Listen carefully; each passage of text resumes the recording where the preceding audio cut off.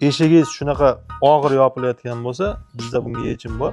Oddiy uyda, uy sharoitida bizga bitta shpris, ozgina stimechka olib kerak bo'ladi. Qanday yengil qilishni o'rgatamiz.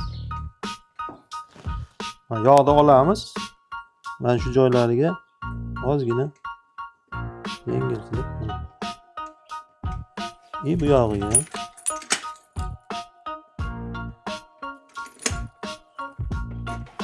kalt tushadigan joyiga ham ozgina berib qo'ysak, ziyon qilmaydi. Kaltimiz yengil ishlaydi. Endi buni yopilishini ko'ramiz.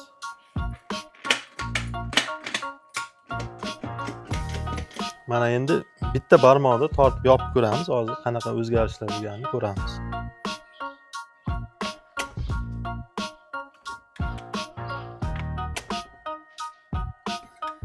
Yengil, oldingidan ancha yaxshi. Video yoqqan bo'lsa, yaqinlaringizga jo'natib qo'yasiz.